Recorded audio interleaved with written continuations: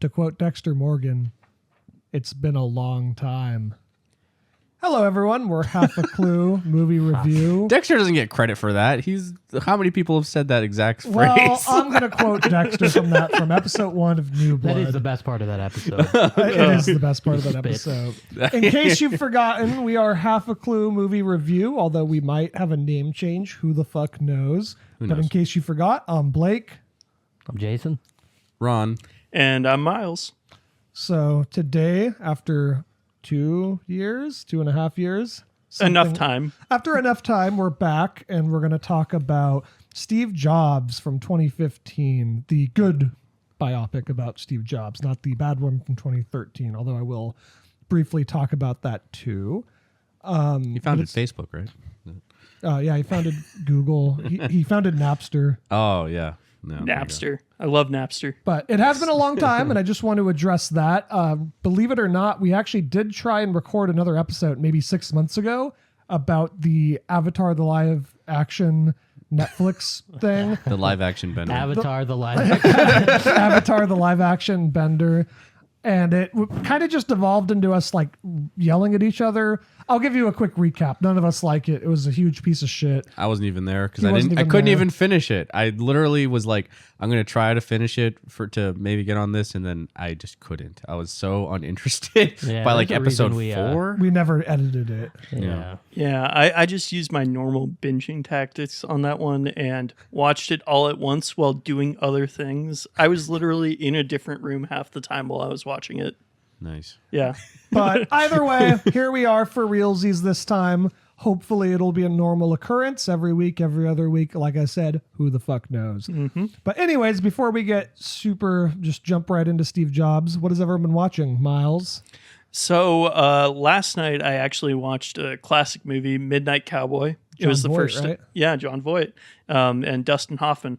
Where I got to say, Dustin Hoffman does an amazing job playing a person who is, because he's crippled in the movie. He has a bum leg, and he has trouble Is that the scientific walking. word for it? Well, I don't know what the scientific word for it is, but no, he does an amazing job. It's GIMP. Yeah, That's definitely not the right word. but throughout the movie, he constantly, contracts tuberculosis, gets sicker and sicker, and just the acting that he was able to put into that to realistically portray somebody going from being like relatively normal but with a minor disability to just being unable to function in life was amazing. Sounds like a nice light watch. Yeah, I mean, other than all the prostitution, it was a great watch because I know Dustin Hoffman was part of that like real method acting shit. Like he was wild. I think one of my favorite quotes was when I don't remember on the set of what movie it was, but he was like with Laurence Olivier or something, who's like a super classically trained actor, iconic dude. And he had was complaining about being exhausted because he stayed awake for like 2 days straight or something. And he was like preparing for the role. And Lawrence just told him have you ever thought about acting? And just that classic cat clash. Well, not everybody can be Laurence Olivier. Yeah. What about you, Ron? What have you been watching? I just finished rewatching season 1 of Fallout. I loved it. Video game show? Yeah. I thought it was awesome. That would be a cool topic to talk about at some point. I'd be down to talk about that. Yeah, it was fun. One of the better live action TV shows of video games that I've seen. In my opinion, is the best. I think, I don't know, it's like I loved Last of Us too, and I've never actually played either of those games, so just going into it is just like a viewer, just a regular viewer. I had such a good time with it. They were fun, funny. Well, not Last of Us, but at least Fallout was funny, but also dramatic. How was Walton Goggins? Because I fucking love. Oh, dude, he kills it as the ghoul. He's fucking awesome. That's all. Yeah, that was a really good performance with him as Ghoul. But the makeup and everything, they got a shitload of nominations too, which just makes sense because there's so many things. I mean, it's deserving. It seemed like they did a lot with practical effects. Yeah, which I'm a sucker for practical effects. If you guys didn't know right now, they built huge sets. You can tell it's the difference between this and Rings of Power, just in terms of how it looks. Is ridiculous. Rings of Power is super expensive, and it doesn't look like it. It looks like there's just a lot of stuff just thrown on the screen. But Fallout, it just looks really good. Like, I don't know, just that is Yeah. like you can tell that they took the time and the money to like actually make it look very good. I watched the first episode and I really enjoyed it. It's just one of those things I never just went back to it, but I am all on board. I totally recommend it. But Yeah, Go I'm down back to to it. I'm down to rewatch it sometime if you want to watch it. Yeah, sure. Yeah. Jason, what have you been watching? Which will also equal what I've been watching. Well, we've been watching The Bear. Season 3. Season 3 of The Bear. Or like But halfway in. also, I wanted to bring up, you could talk about The Bear. I want to bring up, funnily enough, I've been watching The West Wing, which is perfect Hey, for that this. works out. Yep. the That Sork show's just Man. so fucking good. Yeah. Yeah.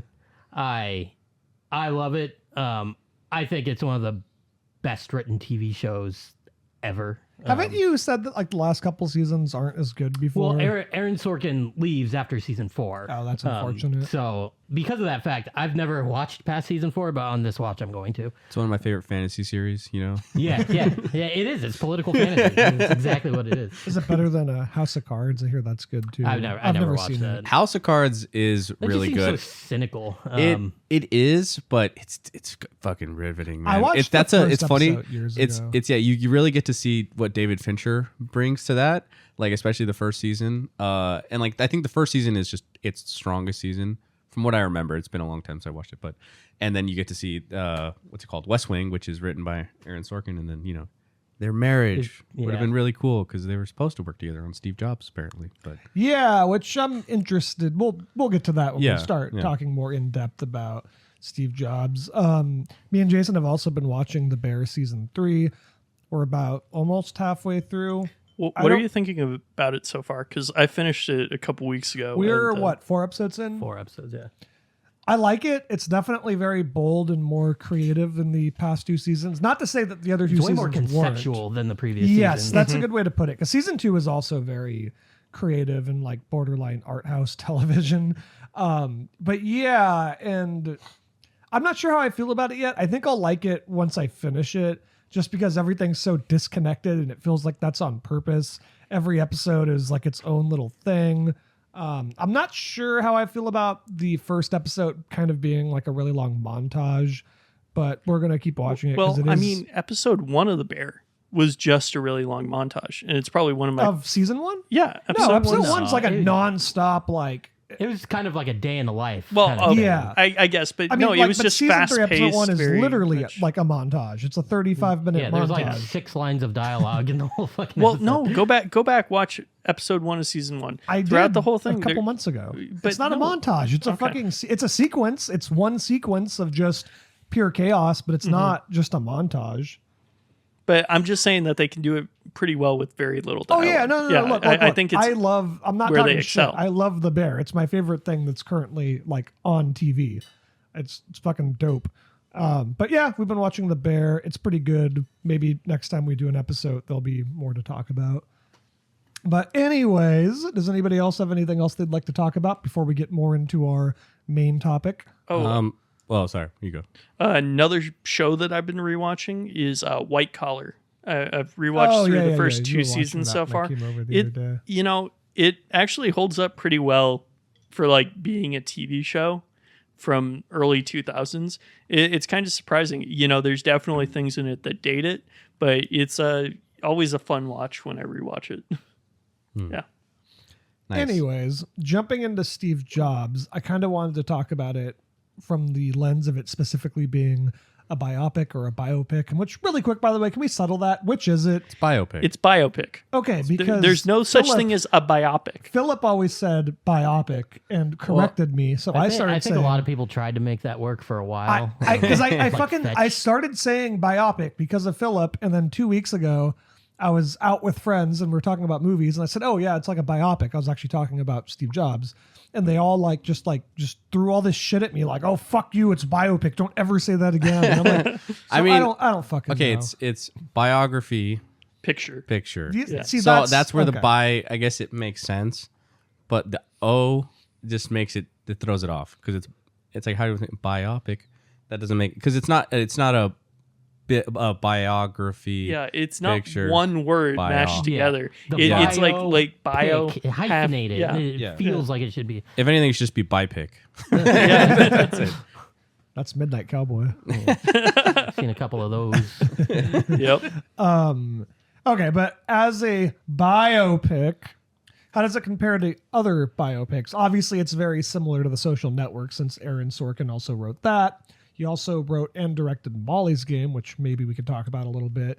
But I just wanted to talk about it through the lens of specifically it being a biopic, because I think it's a good example of a biopic done right.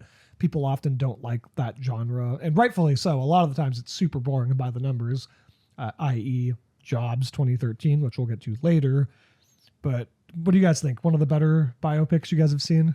Oh, definitely. It's up there, like you said. Like I just think Sorkin just really He's really good at that genre. Yeah, like it really capturing exactly what it is that makes a person tick. Like to me, like a good biopic is like an impression. Like when you're doing an impression of someone, not just trying to capture all their like the different attributes and shit, but like really zeroing in on like specific traits and Like amplifying the them. essence of the person. Yeah, and like really kind of getting to their core, or at least what really influences their actions the most that you're trying to focus on. Which in this case is obviously like it's a mix of his personal life, but also like his obviously his big, larger than life presence. Just to yeah, run something around everywhere. in that same kind of vein. Something I really like that this movie does. Steve Jobs was really, really obsessed with music. That was like a huge part of his Yeah. life. This movie, like, it kind of portrayed him as like, he even says a line where he says, Seth Rogen, who plays Wozniak, says something along the lines of, "What are you exactly?" And Steve Jobs says, "Musicians play instruments, conductors play people. I'm a conductor." Yeah.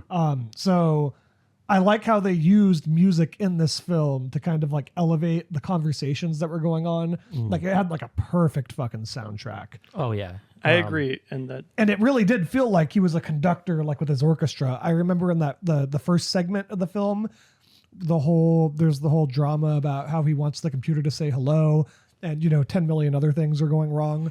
And as everyone's getting into the elevator to go down, it like shoots him kind of waving his hand around, and like the orchestra music's playing. And then once the door is shut, I think the music either stops or slows down. It's like, it really does feel like he's just like in an orchestra, just instructing everyone on what to do. Yeah, especially him being like on a big stage, him just like literally being in the spotlight, trying to like coordinate this like massive effort. Like it's all there. It's the imagery is what I don't know. I think it's really stand out in this movie a lot. Like a lot of that. Yeah. Sorry, Jason, do you have something to say? Well, I was just gonna say, like it goes down to his relationships as well. Like one of the first times we see him actually, well, not the first time, but when he has a connection with his daughter and they're talking about music, and then she's listening to that song two separate ways at the same time. Yeah.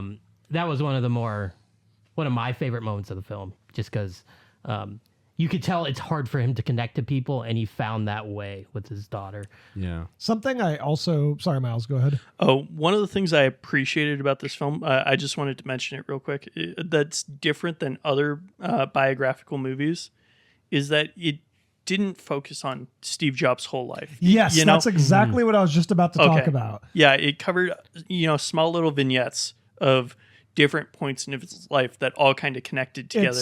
And it was a great through line throughout the movie, and it kept you really engaged It throughout builds it. upon itself, Yeah. too. I feel like each act got better just because we learned A little bit more. Yeah. Exactly. Something worth mentioning, because I like the structure of this movie a lot, but yes, a lot of biopic, whatever the fuck, a lot of these movies like to be just this train wreck of let's shove someone's entire life into 2 hours and just kind of like make it work, and it never does. Something another biopic to mention is like the Abraham Lincoln movie by Steven Spielberg. That was also a really good biopic because it was just about like a small moment in Lincoln's life. It wasn't his whole fucking life.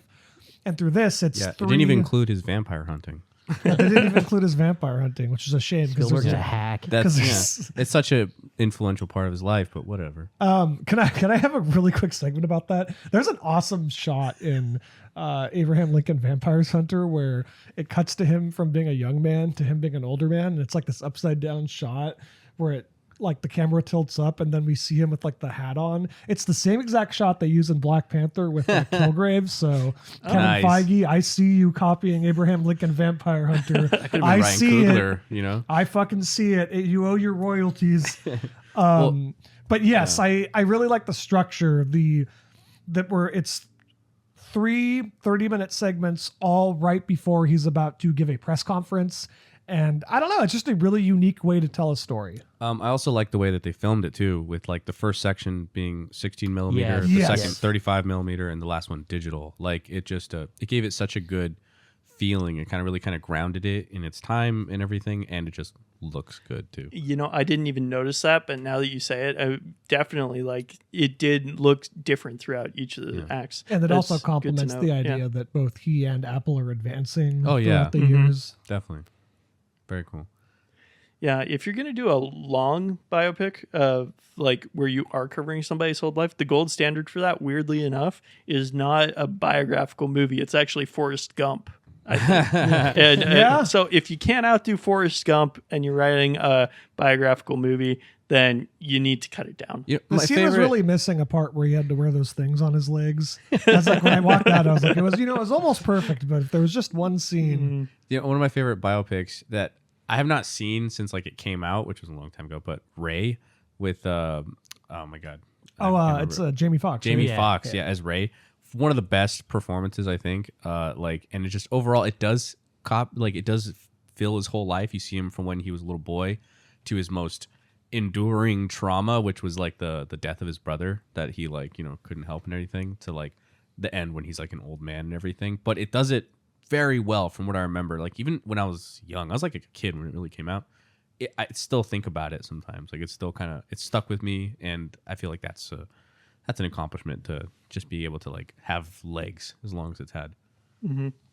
Well, like it's okay, but like another probably my favorite like biopic is Social Network. I think Yeah, that's a good one. it's the perfect like pacing and like and feeling, that's like momentum. And I think that's one thing that Sorkin is most famous for, of course, like, walk with me, talk with me, this whole The deal. walk and talks. Yeah. It adds so much energy to the film. When when yeah. there's actual movement going on. Yeah, And the music too. We were just watching like the opening of Jobs Oh, from it's just- 2013, and there is like, kind of that thing where he's walking and talking with his professor, and then he meets the woman who's gonna have his children, and there's no energy at all to it, and it's just We'll get boring to as that. We'll get to fuck. that. Well, I think a lot of what makes those walking and talking segments good is you're getting the info dump, you're getting a lot of dialogue. But if you're just doing, But also, it's witty and fun and interesting. Walking Yeah. and talking. no, but I mean, what I'm it's- saying is that if you're just doing that in a static place, Mm. right, and you're just doing, over the shoulder shots, you aren't going to get anything out of it, because the only thing that you've got visually incoming while you're taking in all this dialogue and all this information is just, the over the shoulder shots back and forth, looking at these people's faces repeatedly. But it's a combination of, you have to have like good filmmaking skills. You have to know how to shoot it. Also, the dialogue is an important part. Obviously, Yeah. Sorkin is known for 100%. having really. Yeah, he is a masterclass. Yeah, he's like he's dialogue. great at dialogue. Not many people are as good as him. Dialogue is hard. It is. Keeping it interesting, and especially for a story like this where you're trying to explain, because like I'll be honest, like I watched a movie that I kind of wanted to talk about, but I didn't get a chance to rewatch it, called Pirates of Silicon Valley, like a long time ago in high school. Same topic. Same topic, yeah. Well, it's a little bit different. It focuses more on the like the rivalry between Bill Gates and Steve Jobs. But either way, like I don't really know much about Steve Jobs' life or the career or the arc of what happens with him and Apple and everything. So they're trying to like inform me of all of this to give me the broader context and his personal life and everything else. And it never felt like someone was like, okay, so when he had a kid with this lady, and then this guy was his business partner, and they start like it feels like there's so much again, the momentum that just like it keeps pulling forward, and that It combined with doesn't the camera feel the work. need to tell you everything. Yeah, because you see it, you feel it, the way that they like he enters a room and a character that he's interacting with, like whether it's Wozniak or the other guy John, like how they are sitting in the room gives a huge show of like where they are in this point in their relationship and in their life. Like I think it's the second or third sequence when he meets with the former CEO. Oh my god, that is one of the best sequences in the whole movie when they're having their little argument in the like empty room, and it's cutting back to when Steve Jobs walked away from Apple. Yeah. Oh my god, that's such a well edited sequence too, where it's seamlessly It's cuts 2 scenes back in and one, forth. and it's seamless. The first time he meets him, he's like giving him like that super expensive like drink, like I forget which one it is, that he's like, oh, you drink some of this. The second time, after the relationship is kind of all like thrown out of whack, he's like sitting down in a room, and he has like there's a lot of like power and influence to him because he's the CEO right now, and you know, Steve isn't. And then the third one, he's like basically cowering, like walking into the room. This time Steve is in the room and he walks in second, and it feels like that their dynamic is completely shifted. But it's really good at just body language and just visually seeing the difference. The whole reason I even wanted to watch this movie, so we're randomly just doing this on a movie we watched a week ago for some reason. Yeah. The whole reason I wanted to watch this is because I listened to an audiobook. It's Steve Jobs by Walter something. It's a famous book. What's that about? Oh, well, it's about Bill Gates. And I will say that it's a 30-hour fucking audiobook. It's really, really good. I actually recommend listening to it or, you know, reading it. 30-hour audiobooks. That's Acoustic short. reading it, aka acoustic audiobooks. One of the most interesting parts of that entire book actually is Steve Jobs' relationship to John Scully.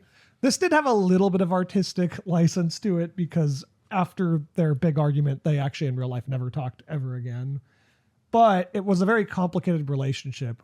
Steve Jobs had he almost kind of looked at him as like a father figure, and they had this really just toxic relationship where they both kind of had a lot of disdain for each other, but were also like obsessed with each other. I think this movie portrayed that really fucking honestly, well. that's like how a lot of business mentor-mentee relationships are, because it really seemed like John Scully took Steve Jobs under his wing and really was showing him the ropes of what he needed to do to be successful in business. And at a certain point, you know, the apprentice becomes the master, as they say, you know, passes him up. And a lot of times, you know, when you're in power, when you're in these business situations, you don't want to give it up easily, especially to this kid in your eyes that you trained. I also really want to bring up a shot. I even mentioned this when we were watching it last week. During the last segment with John Scully, it ends with Steve Jobs telling Jeff Daniels, that's the actor, right? Yes. Yeah. Who's great, by the way. Yeah. It ends with them telling Jeff Daniels the things we could have done, and then Jeff Daniels says, sadly, the things we could have done. But the last shot is Michael Fassbender walking away, and the door just slowly closing on him. I was like, oh, that is such a great fucking shot. Yeah. Thank you, Godfather. There's so much. There's just so many little details in this movie. Yeah, and just so many good lines like scattered throughout this movie, like where, you know, he's like arguing with the programmer guy, like, oh, he's like, we can't, I'm not a pit stop, like we can't just do this in like 3 minutes. And he's like, you had 3 weeks. And then he's like, God made, or like the universe was made in like a fraction of that time. He's like, well, maybe sometime you can tell us how you did it. Yeah. Just like, again, Sorkin just so good at just boom, boom, just punctuating scenes with such strong lines that like stick with you. Who do you guys think was the best supporting character? Probably Jeff Daniels is John Scully. I don't know. I think Kate Winslet, I was going to say Kate. You should. she's there with him the entire time. And the way that she treats Steve, like it changes throughout the whole dynamic, like, you know, as their relationship is evolving, and she's like kind of his moral compass in a way. And like, you know, it's like you really get the vibe that, like, 'cause I'd never, I don't know, again, I'm very ignorant of this whole history, so like I had no idea that Joanna Hoffman, I'd never heard of her, or I never knew who she was. But after watching this, I want to learn more about her, because she seems like, listen to that audiobook, it's really good. Maybe I will, because she sounds like she was the powerhouse like behind a lot of this. Like Steve Jobs is famously known for being a guy who gets a lot of the credit for a lot of other people's work, and he's not shy about And it. This movie fucking really goes into that. I love that. Yeah. I love that scene where, like I already mentioned it, but where Seth Rogen's, how come 8 times a day I read "You're a genius"? Yeah. You're not an engineer. You don't know how to write code. You can't put a hammer to a nail. What do you do? And then that's kind of a motif, because also with Jeff Daniels, he says, why do people think I fired you? It's like, it really portrays this guy who just controlled his image so well that basically every story about him is the one that he wanted you to hear. Yeah. And I also want to say, just like with the 3 acts and everything, there's that great like rhyming scheme of like thematic beats, like in the way he speaks to the press guy, and the way he speaks to John, the way he speaks to Steve Wozniak, and everything. And with his daughter, how he's like, they keep saying like, oh, we might have to be running late, or we're gonna have to start a little late, and he's like, we can't start late, like we're a computer company, we do not start late. And then by the end, when he's on the roof with his daughter and she's like, you're gonna be late, and he's like, that's fine, like, you know, like it's not a big deal. But it's a great line. I'm kind of cheesing it up a little, but like it works. It really does work. And there's so many moments like that happen with almost all of his relationships that really carries through, and it kind of like ties it in so well, and it makes it feel so seamless. Yeah, you know, one of the things I do want to just give a little gripe that I had, and I don't know if it's unfounded or not, but I had a trouble throughout the movie with his relationship with his daughter, who, you know, what he said and what he did were always completely opposed in dealing with his daughter. You know, he was to her intentional. He was kind, caring, helpful, and very supportive. And it seemed like he was actually like trying to make the effort to take her under his wing, to be the best father he knew how to be. You know, obviously he did not have the best upbringing, but at the same time, he was adamantly denying that, you know, she was his in pretty much every other scene. Yeah, and even as he's bonding with her, he's like, she's not my fucking daughter. Exactly. And that just kind of bugged me a little bit. I don't know. What do you guys think about that? Well, does anyone else want to go first? Because I have a long thing to say. I mean, I agree that it's probably pretty shitty on his part, but I think it makes sense for his character. Yeah, I feel like do you think that highlights his, like, again, how he treats people specifically, and then someone who should be as important as his daughter, and how he's his inconsistency with that. It kind of matches. It matches with the kind of person that they show him to be. But do you guys think that that they focused on his relationship with his daughter being toxic a little bit too heavy-handedly, when they could have focused on different relationships and made it more kind of intriguing, or made you want to buy into it more? I think that's a pretty good core for your movie. Yeah, I feel like that was the real heart, like, through line of the film, because it's again, it's his personal life, like, has really nothing to do with his business, but also it's unmistakably like linked to his business and Apple and everything else. He names the computer Lisa, and he's like, no, it's not named after you, it's a coincidence, which I was like, oh, what an ass. Yeah, for the record, an ass, dude. One thing I liked about it, because I watched this right after finishing that book, this is all based on reality. He was a really shitty father for the first, I want to say, 5 or 6 years, did actively deny having parentage to her. And then once he got a little bit older, like maybe when she was 6, or between the ages of 6 and 10, he suddenly decided to want to be a father. And they did have a very hot and cold relationship, basically until he died. Like, until he died, they had a very on and off again relationship with each other, where they'd either be really pissed at each other and wouldn't talk for years, or they were, you know, good. And that is a true thing. He did name a computer the Lisa while actively denying that he was her father. Yeah. And he just didn't come up with that. So weird. That acronym is real. The what is it? Logistical integrated system architecture. Yeah. And like the movie acknowledges it, where he says that doesn't even mean anything. It's because they didn't. The Apple marketing team was like, you fucking named your computer after your daughter that the press doesn't like, that you're not in the life of. So Apple marketing actually made up that name to try and say, no, it's not weird. Nobody pay attention to this. So I thought the daughter stuff was handled pretty well. Yeah. And sorry. Oh, sorry.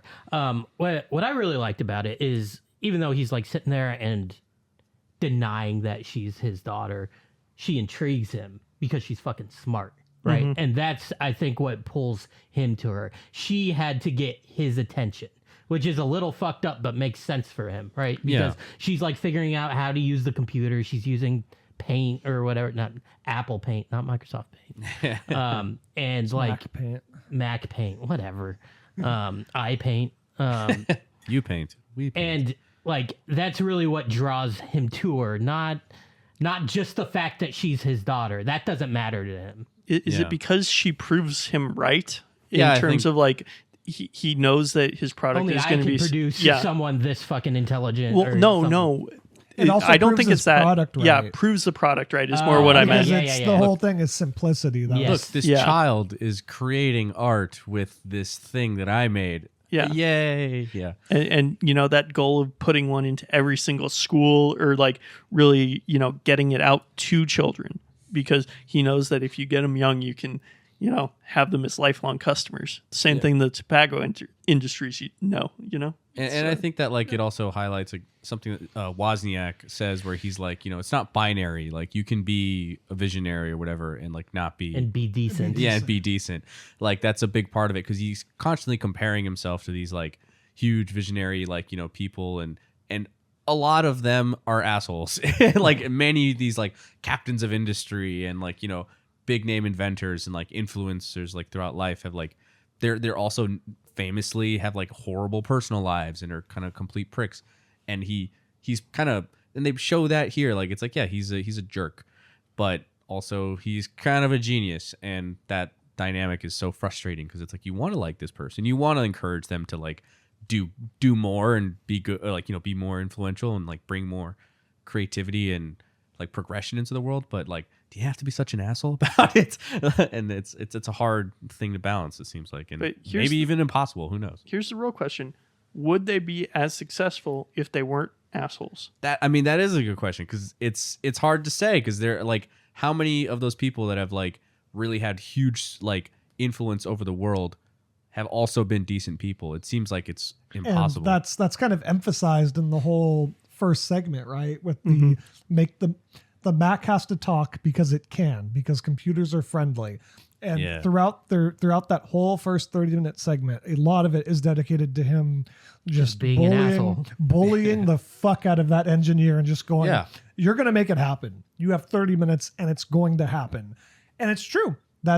He makes it happen, and it's because he's a piece of shit, and that's how he gets his staff to work, through like an iron fist, you know? Well, there has to be one captain on the ship.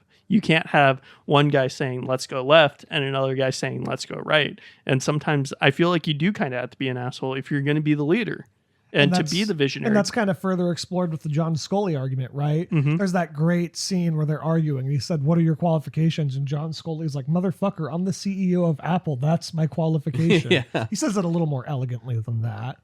But, you know. Calls him a bitch. And they fight. This was really missing like a fight scene between Steve Jobs and John Scully on top of a train. Yeah, right. I was just like, where's the action? You know? Yeah, exactly.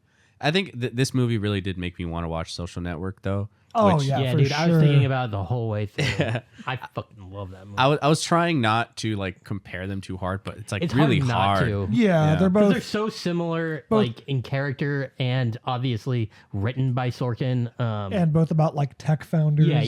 Yeah.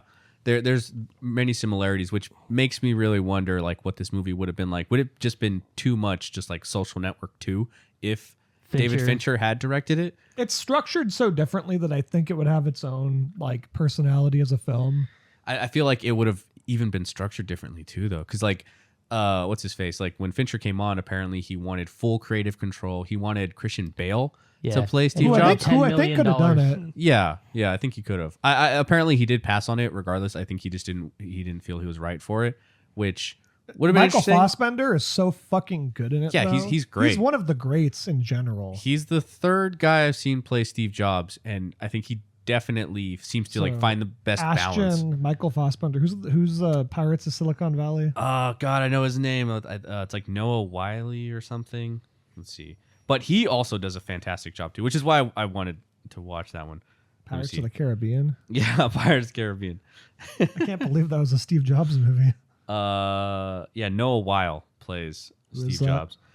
This guy, he was in. He's famous for a lot of like more daytime stuff. He was in ER. Sorry, He was in Donnie Darko. Yeah, this guy. You look him up. Yeah, he did a fantastic job of like him being like a total prick. Like in that one, they seem to be. It's weird. Like you get this like weird villain, like dual villain dynamic between Bill Gates and Steve Jobs. Like neither of them are portrayed as like good guys, and hence like pirates, right? And there's like a sequence where like Bill Gates goes to Apple and he's like showing him around, and he's like, "Look, I made this shirt. Like these shirts that show like I work 90+ hours a week," and he was like, "'Cause they're pirates, they're warriors. And then like they show like one of his like programmers who just looks fucking dead. Like he's just dead inside. And he's like, are you a pirate? And he's like, yeah. He's like, totally. He's like, I've been working like 50 hours straight. And then he's like, like he's just like dead. And it's terrible. But yeah, it's a good portrayal. But I think Michael Fassbender right now is like the superior. He's a fantastic Steve Jobs. He really captures so much of it. Can we briefly talk about Seth Rogen as Wozniak? I was about to mention How that. does that work for you Yeah. guys? I think he did a great job, honestly. I think so as well. he brings like a kind of a vulnerability, but also like a strength to his character. Like when he stands up to him, you get like a yeah, you do that, man. Like you know what I mean? And like he feels like the only person besides Kate Winslet's character who can like really push back against him in a way, and it still affects Steve, even if he's just kind of acts like it doesn't. Like he's like, like I'm. Whatever. I thought he was fine. I thought he got the job done. I wasn't like blown away by him. And it's funny because I was thinking like if you want someone with a similar background who like looks somewhat similar, why not just get Jonah Hill? Because I think Jonah Hill is a better actor. You know, I will say about Seth Rogen, for most of the movie, him as Steve Wozniak, I was like, okay, you know, it's passable. But there is the one scene where he is up at the stage and he's talking to him from like the auditorium. In the third segment. Yeah, right? in the third he's very segment. good. And he's saying, you need to recognize the Apple II team, right? And he keeps on saying that. And that conversation that they have, the way that he's able to project his voice back and forth and match it with Steve Jobs, where he's talking from a lower position, right, within the room and speaking up to Jobs, and Jobs is speaking down to him. The way that he was able to act in that scene, I think, was excellent. And I think that was the heart of his performance in the movie. Oh yeah, definitely. Sorry, you go. I think you mentioned Jonah Hill, and yes, I think he would have done well, but I think it's important for the audience to really like Steve. Yeah. And Jonah Hill's, I just see him as an asshole. I mean, like ever since super bad, like every role he is, he's just kind of that smart ass asshole. Isn't he And I likable think- in Moneyball? I was about to say Moneyball. Yeah, that's true. It's That's my true. number one sympathetic role for Jonah Hill that I just That's love true. him in. He's Moneyball is likable in great. Wolf of Wall Street. Yeah. I will say, Maybe not. But I just think I think Seth Rogen's more likable than Jonah Hill, and I Yeah. think that's why it works. and Seth Well. Rogen has a deeper voice, a more mature voice than Jonah Hill, I think, in a lot of regards. Yeah. Right? It's, you know, he sounds kind of more authoritative than Jonah Hill sounds when he's talking. And I think that plays for the better. Like I think he does have that like softer personality, like a more of a warmth to him, like that makes him a little bit more acceptable, and you kind of do want to like protect him. You're like, hey, don't be mean to him. Like, He how is dare very- you? Don't be mean to Seth Rogen. I like that his body language is very sheepish throughout Yeah. the whole film, but it's contradicted by his ability to just fucking stand up to Steve Jobs, and I love that. I didn't know Steve Jobs was friends with the Green Hornet. I kind of want to switch to talking about Danny Boyle's like direction. Yeah. His biggest thing I want to like that I think that he probably helped contribute a lot to was like with that big scene, the auditorium scene where they're arguing. The auditorium is like filled with like lots of people, and that happens so many times where he's having these arguments with all these like major characters, and they're just surrounded by a lot of people, and you get to like those kind of group like reactions, and there's like, you know, he's arguing with his daughter and all these people are like, oh my god, and it just adds this extra sense of like embarrassment and like tenseness. Like, you know, it's kind of like, oh shit, like should all these people be listening to this conversation? And even when they're trying to shoo them away, and he's like, no, he's like, I don't care, like I'm just gonna keep arguing. And that feels like that was an intentional director's choice to like have people be there to help kind of like show how much of like this stuff, even though it's his personal life and technically it's happening kind of behind the stage, it's also very much in like the public view, you know, like all these people are around here. And then just like the general like dynamic, like I don't think it's as slick as like Social Network and Fincher, because Fincher is so clinical in his filmmaking, and Danny Boyle is a lot more dynamic. It's a lot more like fluid, I think, throughout. And there's some just really cool visuals, like when he was talking about the rocket launch and you see like the wall turn I into love it, that. shit like that. That was really cool. Like that was a embellishment that I think brought a lot to it. There was a few other moments that had a similar thing. Yeah, in the happen to first it. act when he's reciting that verse from the Bible and the words are popping up like on the screen. But yeah, no, I think there's just a lot of that stuff that like I don't generally love. I like Danny Boyle well enough, but it's never like a director that like really catches my attention. Really, But I really like Danny Boyle. I like. Have you guys seen Sunshine? no, oh, you know what? I really wanted to see Sunshine too. Sunshine is probably my favorite by him. It's a little controversial because spoilers. There's like a genre shift in the middle. You ruined the whole fucking movie for me. Now I'm not going to be surprised when I don't watch it because I never get around to it. I've been really itching for a rewatch of Train Spotting. Oh yeah. See, Train Spotting is probably my favorite Danny Boyle. And I guess I'll watch the sequel. There's a Train Spotting 2 now. T2. T2. Isn't it called, I heard the it book's was called really Porno, bad. right? Yeah, it's called Porno. Yeah. Well, I was like, what were you saying about Danny Boyle? Oh, I just like him. I think he was perfect for this. You were saying Fincher's like very clinical, and Yeah. I think True. that's part of what I like about Danny Boyle as well. He is very like, I mean, he's a bit more stylized, Yeah. but like he's very punctual in like everything, and he's intentional in the same way Fincher is in a lot of ways. I think Fincher gives this much more grounded. Oh, it looks like absolutely. It feels like, cold. It feels like you're in a boring fucking office building, but really exciting stuff's happening because of how he directs it. Yeah. Danny Boyle, it's way more like, even thinking back to Train Spotting, like the scene where he's dipping into like the floor. Yeah. that's He's way more over the top with his visuals, which I like. I Yeah. like both of them. They're both both great filmmakers. Very good, but also very different, I think, in terms of like just style and I wonder how M. Night Shyamalan would have directed this one. I will say I really appreciated about this movie. I thought it was a great looking movie in terms of, the basically how all the shots looked. One of the things I really liked, even though they were using very muted colors, because they're in boring back rooms of auditoriums, not the brightest places, right? But they used light and shadow very effectively in order to, frame different elements within these different rooms and hallways that they were walking through. And just the use of shadow in general was just amazing, to take it from being just some muted colors to actually giving it life. Oh yeah, like that one like boardroom scene where Steve is like arguing for his job with It's John raining Sully. outside. Yeah, it's raining. It's like it's a lot of it. It's almost in silhouette with like dark, harsh lighting and like just very precision lighting. So you just see like the slide of John Sully's face, and you kind of like you barely kind of you just get kind of a glimpse of the other board members. Like they're just kind of in there. They're definitely like players. They're almost just like spectators in the arena of seeing these two guys just battle it out. And it's, I don't know, it's works so well, especially as a flashback sequence, which there are many, which can be annoying. Rocket Man, but also like they work. Like it doesn't ever feel like we're lingering too long on a flashback, or just like there's no that's this whole scene, this whole movie is so tight.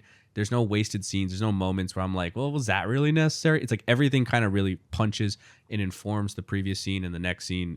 It works so well. It's incredibly well written. Yeah, it's because the flashbacks are not.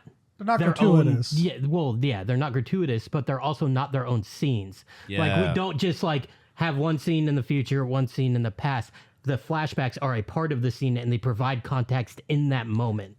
In the balancing act, where it's like, again, with that, I think at least two different John Sully scenes where we're flashing back and they're doing the classic Sorkin thing of characters kind of talking over each other or like just shooting back and forth. At the same time, we're going into the past while the same characters are also shooting back and forth. Mm-hmm. And it just creates this like roundabout effect that just is so entertaining to watch. And listen to. you'd think it'd be overwhelming, but it absolutely isn't. Well, and the dialogue in the flashbacks, right? Because the dialogue from the main scene blends really well going into the flashbacks. Yeah. So they don't really feel like hard cut flashbacks, even though they are. They feel like they're integrated into the scene and exactly where they need to be. And it works really well because we are time jumping. Like, I think we span the course of 18 years, I think, throughout the whole film. I think it might be 14. 14? Yeah, I thought it was Okay. 14. Yeah. 14 years. And so there's a lot of context that we miss before and in between. And they do such a good job of like providing that context while the shit is happening. And you see like, oh, these guys are talking to each other very differently than the last time they spoke to each other. And we can see why. Yeah, and I really like the oftentimes I don't like when movies do this, when there's a time jump and they do like a little montage of things that have happened in between that time. Yeah. But it worked well for this. It didn't feel gratuitous. It didn't feel over the top. I didn't feel like I was being force fed a bunch of information. Yeah, they kind of had just- that like news sequence, you know, Yeah. which can be really annoying and kind of lazy. But again, yeah, it's just like boom, boom, boom. Like it's cut really well, and it's like it's only like maybe 20 seconds, 30 seconds long, and you just get everything you need to know, all like the major clips, and then the rest will be informed. Like you'll find out when you need to. Exactly. You know? Yeah, it kind of felt like instead of pushing you towards the next segment, right, with those sequences, it was guiding you instead. I know that's a weird distinction, but you know, it was just like kind of giving you just the bare minimum background information that you need to really understand. Okay, this amount of time has passed, and this is how culture has shifted. But it's not like shoving you in that direction. Yeah, yeah. I show a clip from The Simpsons. They do. Yeah, they do. Write this down in your Newton. Beat up Martin. Eat up Martin. Just chucks it. Ugh. Loved it. I do want to talk about a really quick fun fact. The daughter in the last segment, I think it's officially her character is Lisa, age 19. It's the little girl from Kill Bill. Really? And Sandman's daughter I did from not Spider-Man realize that. 3. So she just plays daughters, I guess. That's her whole thing. Crushes it, man. Yeah, I she's was really like, good at- that's a daughter. I was like, man, when I watched her in Kill Bill, I was like, that's the daughter of Beatrice Kiddo. And then when I watched Spider-Man 3, I was like, that's it. I've been waiting my whole life to see Sandman's daughter on the big screen. She really, really filled out that role. What did you guys think of the one flashback scene of where he shows his father? I thought it was done perfectly. So I think that for the movie, it was done perfectly, but John Scully, like the conversation that underlines that flashback, I don't think was good.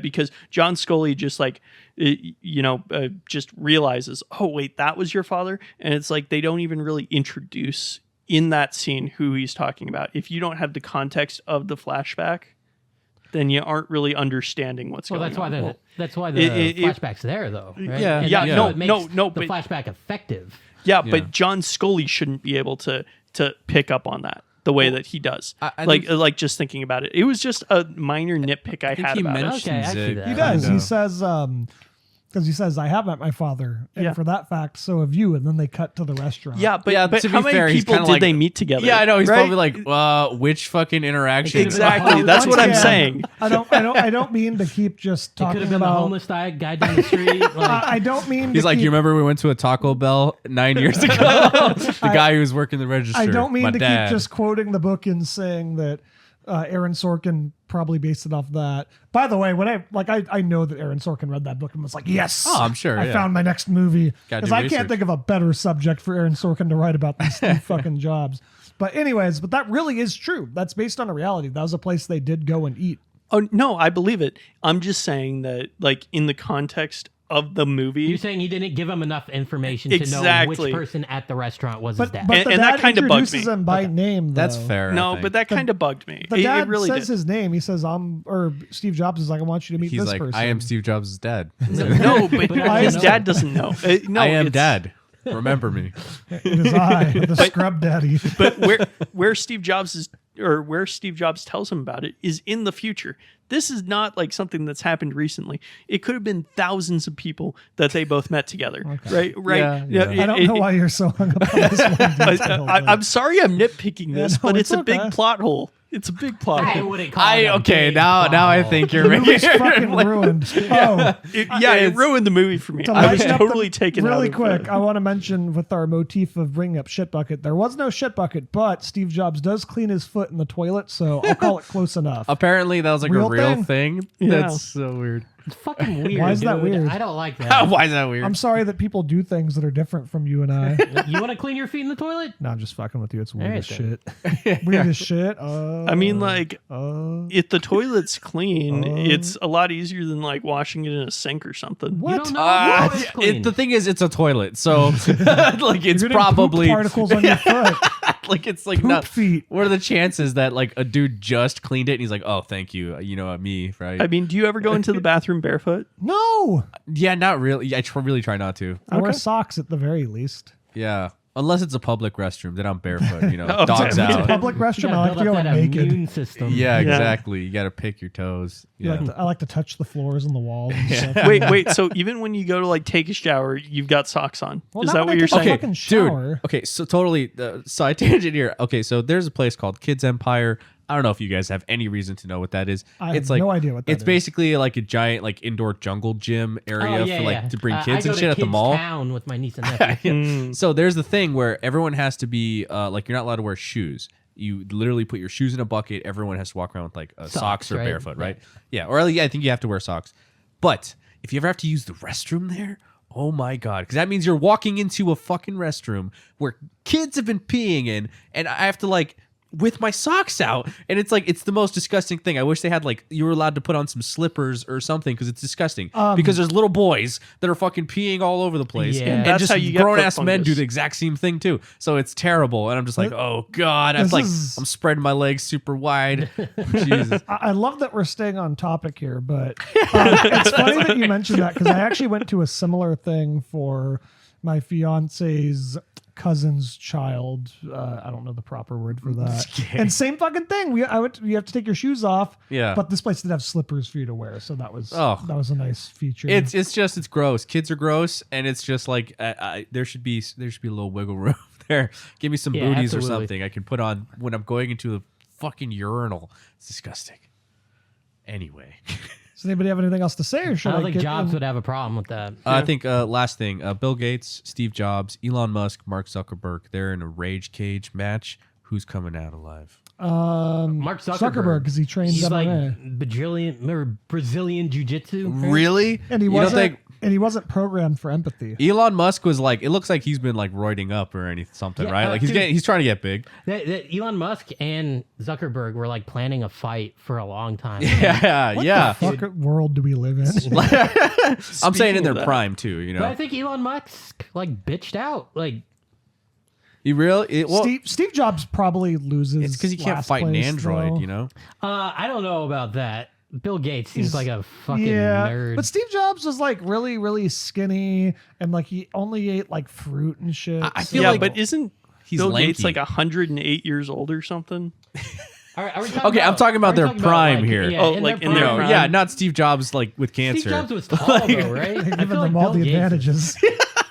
Steve Jobs was tall, and I feel like again he's a lanky fighter. Like I'm thinking like Fight Club when he mentions like Abraham Lincoln, he's probably I don't like think of these guys and think of their fighting abilities. Not typically. You don't think about that? Okay. I don't know. If Elon Musk snorts a couple more protein shakes with Joe Rogan, then I think that, he would definitely come out on top. Elon Musk is more of a no, tank it- build, I just Zuckerberg want is a Zuckerberg's dexterity. like a fucking black belt. Like I want I to. mean, he definitely feels no pain, so he could just keep Yeah, on going right. I until feel he like, breaks down. could you imagine his lifeless eyes like Yeah. staring you down? yeah. Like- Also, he's a reptile, so He's a robot.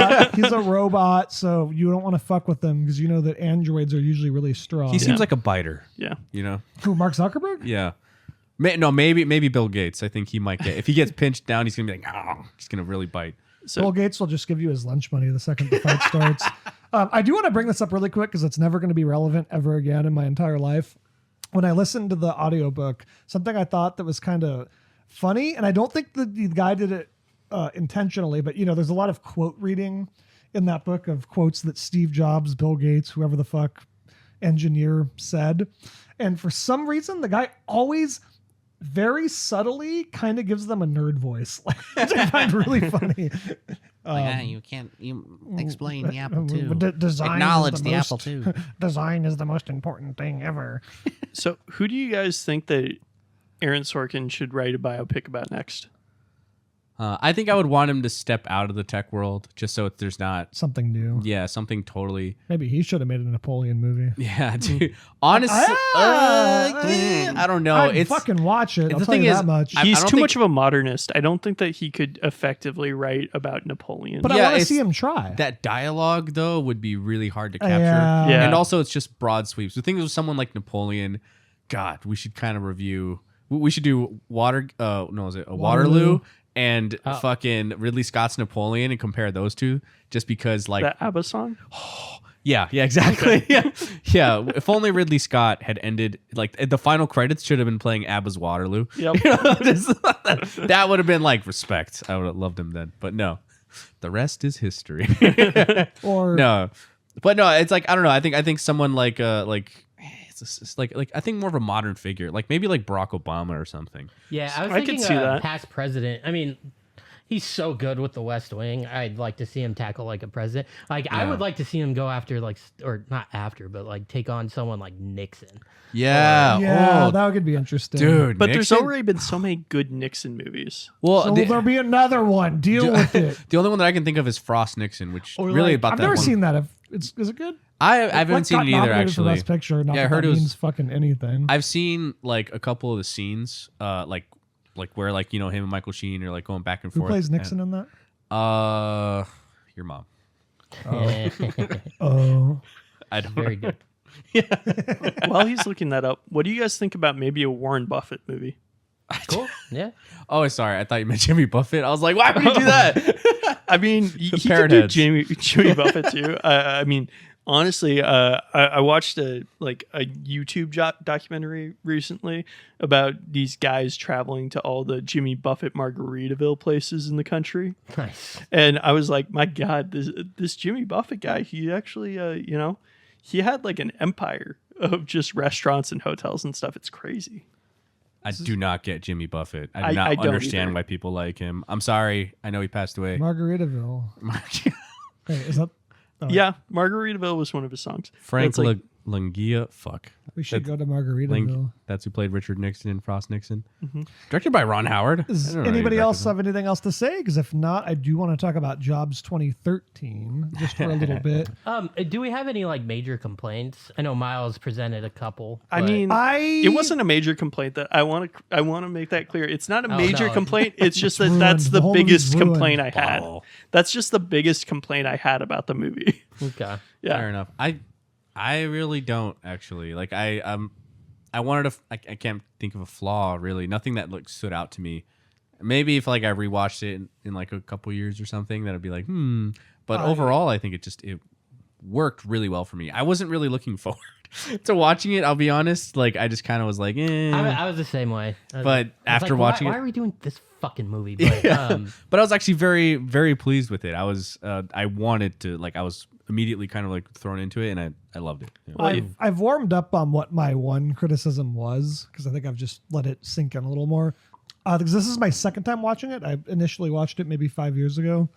I didn't love the ending initially where he makes up with his daughter because I was kind of like, it just felt like it softens the blow of him, the very nuanced take on him and just how kind of awful he is with people. However, upon thinking about it more, it kind of really does fit that theme of he's just very hot and cold with her. And sometimes he's a really good dad and sometimes he's a really awful dad. Yeah. So I think they just, wanted to end it on a lighter note, obviously. one thing, this may be my only complaint about the movie, and it is that scene at the end. I don't like how he walks out on stage and then immediately starts walking back to her. Like, that doesn't make any fucking sense to me. You should have like, with arms wide open, just like walked back. Everyone on the auditorium's like, what just happened? Like, I don't know. I'm just thinking about it from the audience perspective. He's like, he walks out there, he's just smiling, and then he continues to smile and slowly walks off stage. Like, I don't know. That last scene, the conversation they had, I didn't really have a problem with it, except for like, I don't know. I thought it was kind of dumb that he's like, oh, you have headphones and music player. I make you smaller music player to show my love. That was kind of funny when he was basically like, iPod, I'm going to make an iPod. yeah, I was it like, didn't feel okay. I wish he just hadn't have mentioned iPod. I Yeah. have to fucking shoot Thousands, 500,000 songs in your pocket. It's going to happen. It's like, He's okay. like 1,000 songs in your pocket. And eventually, I hate that telephone at your house, too. It's like he's the first guy to think of a fucking music thing to carry around.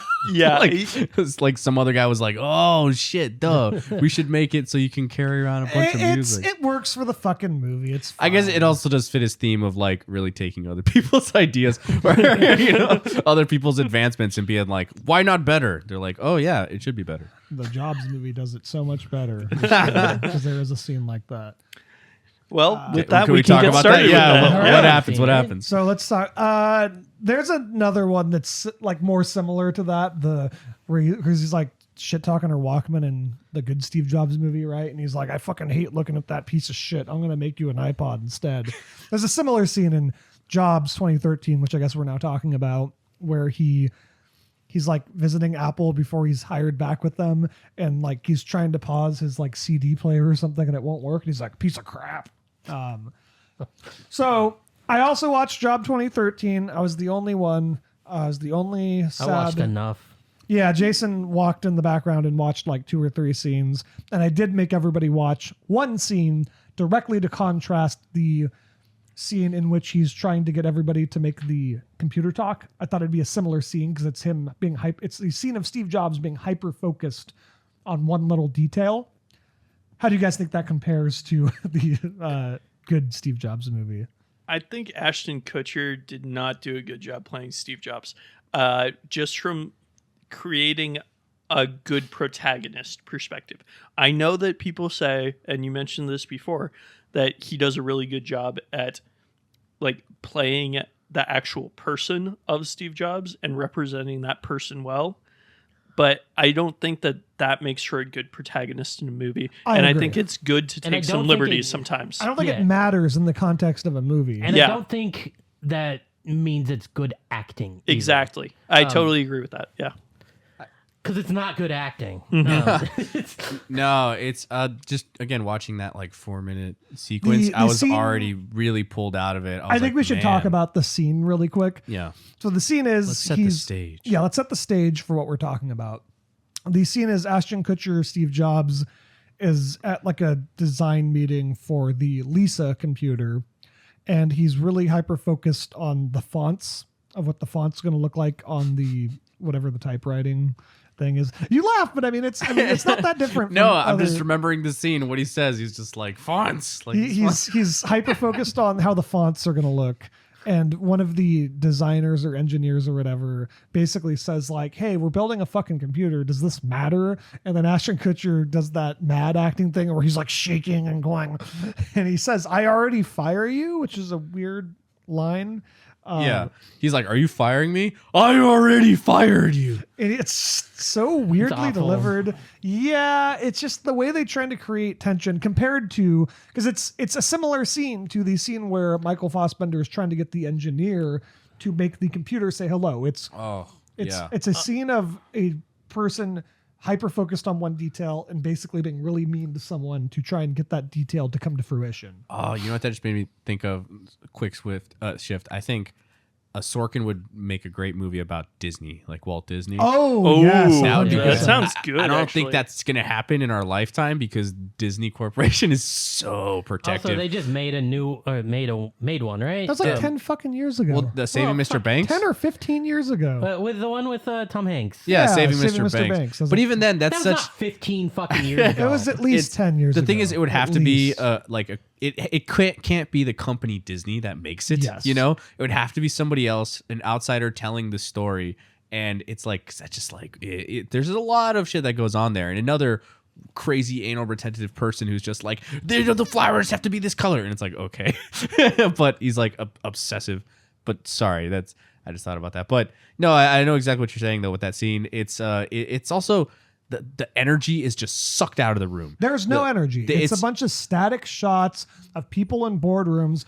And like, I mean, it's not all that different than the setting isn't all that different from the good one. No. That also takes place in boardrooms, or something more recent. Oppenheimer is a fucking 3-hour-long movie of people sitting in rooms talking, but you can make that interesting. Yeah. This movie does not make that interesting. It's these boring static shots of boring fucking dialogue and people just talking to each other. Oh, also the music too. Like just like the music Oh, that yeah, happens as he's definitely. driving up. I was like, what is this cheesy like copyright so bad. safe free like music? Like what the hell is this? Because another scene I want to talk about is the best scene, in my Wait. opinion. Sorry, I go ahead. wanted to ask you about this scene real quick because you watched the full movie. Do you know who the guy is who he fires? Like, does he have any role in the movie prior to being fired? No. No? Okay.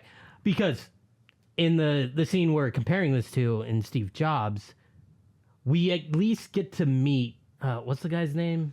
I forget his name, but he's in all 3 chapters. Andy? Andy. One of the Andys. Which Andy? Yeah. The computer programmer Andy. Andy K. We meet him once before he takes his head off. And I think that's very important. And it's consistent with the conversation that they had previous. And that just makes it so much easier to understand why he's so mad and why he wants to do what he does. In Jobs, it's just oh, he's an asshole, so he fires this guy. It just, there's nothing, it doesn't build off anything. You don't. Yeah, the only point of that scene was to show that he was the type of guy that would just fire somebody for Over disagreeing. a font. Yeah. I do want to get into John Scully a little bit in this movie, but because I really want to compare it to my favorite scene from Steve Jobs. Who plays him? It's Matthew Modine. He's in Stranger Things. Eleven's Papa. Who's not a bad choice, but I mean Matthew Modine's a great actor. I mean J.K. Full Metal Simmons Jacket. is in it. Before I get to John Scully, I do want to make one complaint though about how I fucking hate Jobs as a biopic. Because it's everything I hate in a biopic. It feels like you're just sorry. It feels like you're skimming a Wikipedia page of Feels someone. like a list. Oh. Like a bunch of bullet points. There's in the fucking first 20 minutes, there is literally a scene where Steve Jobs is talking about how he recently dropped out of college. And then he walks through the university and he talks to a professor. And the professor's like, you shouldn't have dropped out, blah, blah, blah. You can learn so much. And then Steve Jobs is like, yeah, whatever, dude. And then in that same fucking scene, Steve Jobs walks over and meets who's going to be the mother of Lisa in that same scene. And then it hard cuts to after them having sex for the first time. And then it hard cuts from that to him doing acid for maybe the first time. Actually, I don't think it's implied it's the first time, but whatever.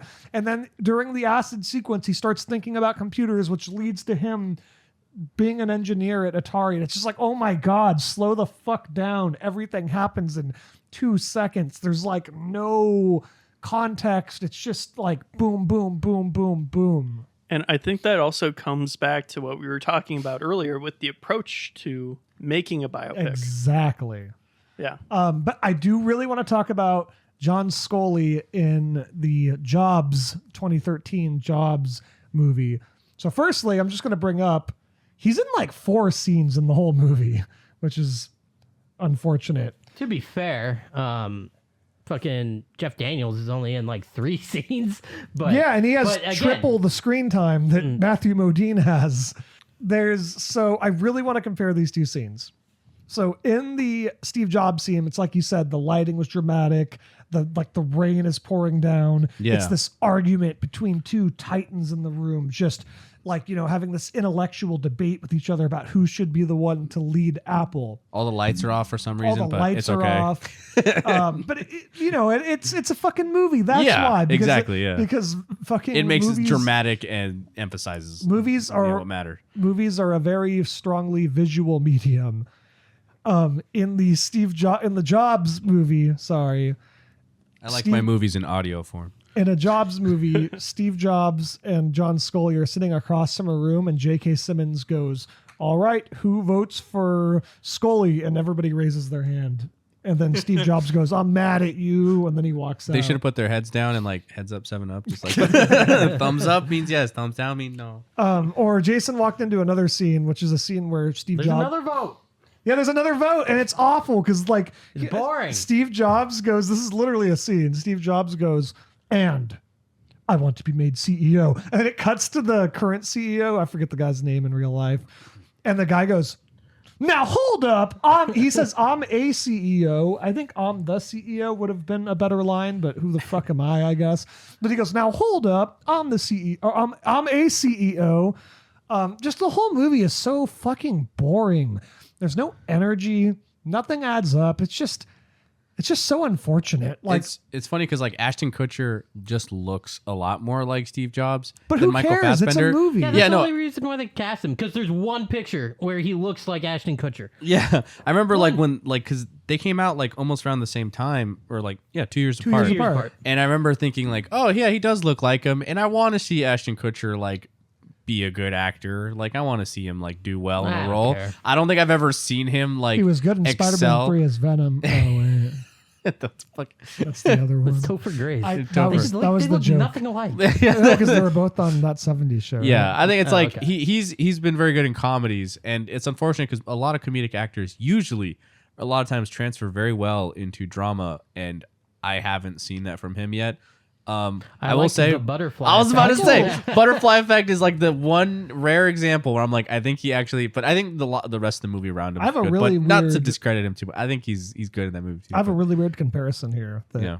will never be relevant again. Once again, Michael Fassbender keeps stealing Ashton Kutcher's thunder.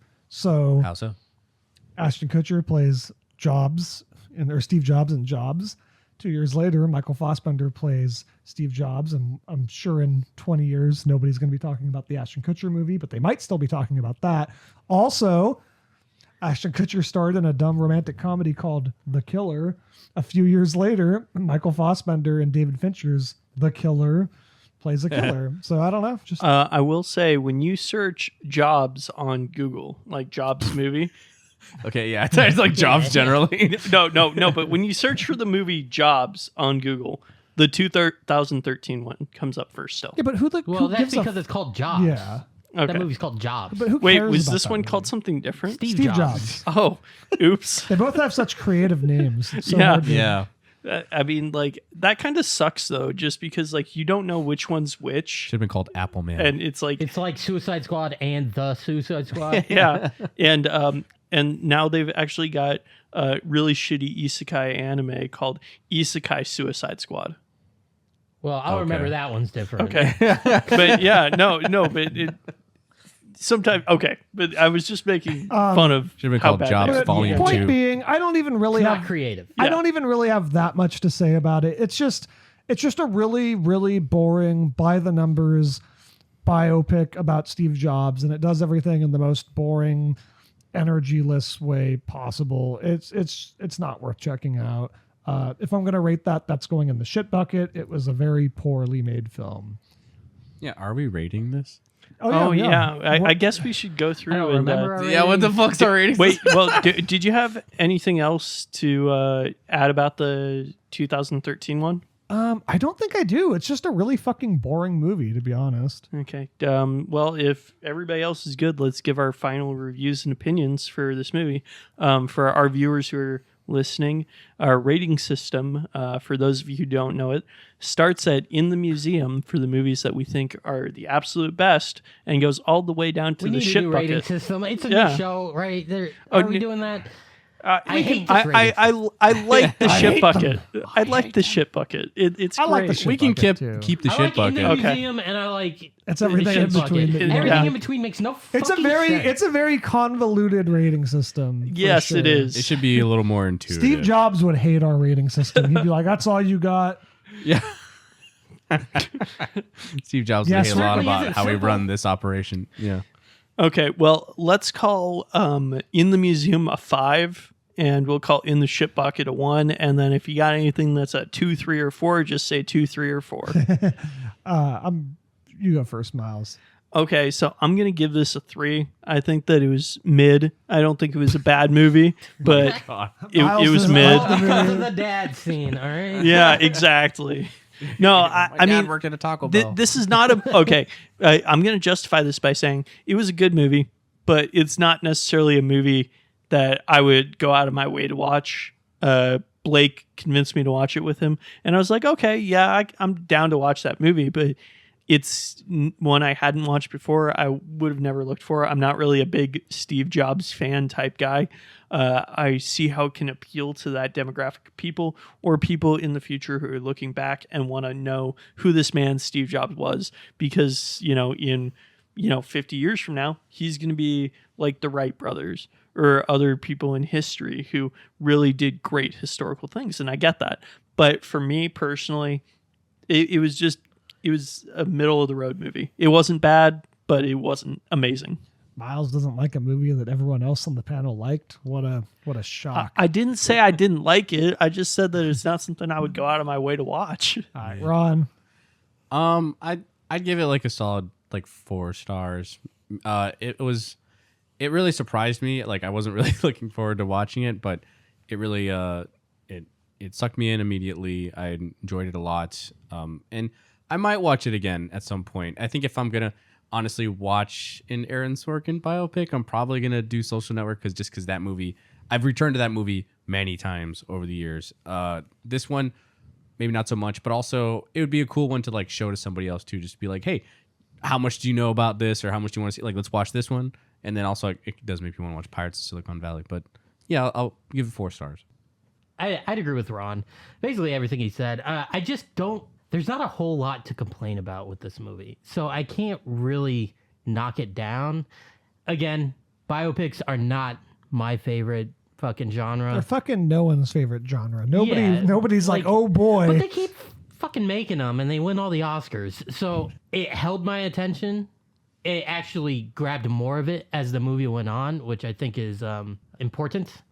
And like I can't think of anything. It made me excited, the idea of, again, Sorkin like doing another kind of biopic. I'm like, absolutely. Everyone else stop, just let him do it. Shut up, I don't care about fucking, I don't know, the Beatles biopic written by Is that happening? fucking, I don't know, I'm sure there is. That I'm surprised. Is there like a definitive Beatles biopic? I don't think there is. Whatever, it doesn't matter. I know. I know they've got a rock opera or whatever called Across the Universe, where they took. Oh yeah, but that's like nothing to That's do. different. Yeah, That's that's a total different thing. That's just a musical inspired They by did their yesterday, music. which is another That's also a Danny different Boyle thing. Danny movie. Boyle, though. Yeah, I've still never seen that. I Not do a want to check it out. biopic, but Rose is John giving it a Lennon thumbs up. shows up. Really? Spoilers. Spoiler. You just ruining Sorry, all the fucking I genuinely movies. just ruined the end of that movie. Just ending all the fucking But yeah, movies. 4 stars. I don't have any complaints about it. I didn't love it, so I'm not putting it in the museum, but I enjoyed it throughout. I'm also giving it 4 stars. It's a great movie. Jason actually kind of illustrated everything that I would have said. It's just a really good movie that pulls you in, really keeps your attention, builds upon itself well. It's a great fucking movie. If you haven't seen it, watch it. And with that, I believe that was Half a Clue Origins. What's our name now? Half a Clue. I don't know, but it's been Half a Clue Resurrections, New Blood. Half a Clue New Blood. It's been 2 years. 2 years. Can you believe To that? the day? Almost, because July 15th, 2022 was the last time we uploaded my a God. review jeez. for Thor: Love and Thunder. That was our last review, and that's wild. I wasn't even on that. Nor was I. Nor was I. What a time! What a time to be alive. All right, well, Hopefully we're we'll back. see you next Yeah. week, the week after that, something like that. We'll see. Any ideas of what you want to review? Miles wants to do Old Boy. Yeah, we're gonna do Old Boy. I got the 4K like re-release that they did. I have Oh. never seen it before, so no spoilers oh, yet. God. Okay. I've seen the American remake, and that's And the it. Yeah. American remake is awful. It's Which been a makes while me since I've seen the first one or the original. Who cares? The fucking original is so good that it doesn't even matter that the remake's awful. Just watch the original again, or just watch the original for the first time. It'll Yeah, be worth I it. will. It's incredible. Fucking obviously, but what if we all watch movie the good sucked. Old Boy and Jason just rewatches the bad Old Boy? that would be an interesting podcast. I want to talk about I Saw the TV Glow pretty soon here. And Jason will get a pick, maybe episode 50 of our new series or something. Eventually. I want to review Steve Jobs. I heard that's a pretty good. Really? Yeah. I haven't seen How it. about we just record an episode every week of us talking about Steve Jobs and we'll just watch No, it? but Yeah. really, we should do a Social Network one sometime Oh, in the yes. near future. Yeah, not right away, but I'm down to follow it up with the Social Network in Yeah. the future. This will just become an Aaron Sorkin podcast. Yeah. We're gonna review every scene of The West Wing. We're going to talk about And Molly. also the Episode newsroom. is gonna be a scene. Of I the West Wing. do actually want to do an episode on Molly's Game eventually, which she both directed and wrote. Which Oh is yeah, interesting. we didn't mention Molly's Game. Ah, I it's did fine. like that movie. Well, we can give it its own episode Yeah. eventually. But anyways, I believe that's it. Unless anybody else has something to say. I want to review the Planet of the Apes franchise at some point. The Oh, I'm whole down with it. franchise I'm or down just with it. like Yeah. the good stuff? All of it. It's all good stuff, including Tim Burton's. It's so it's bad. It's good. Shout out to Rick Baker. You did great. It's not your fault. Everybody else, it's yeah. That would be a good one. Next thing you're going to tell me is that the Aliens franchise isn't played out. Let's save I this didn't debate. say Let's that. save this I didn't debate. even say. Yeah. Okay. All Let's save this debate. right. Have a good night. Have a good time. Sleep well.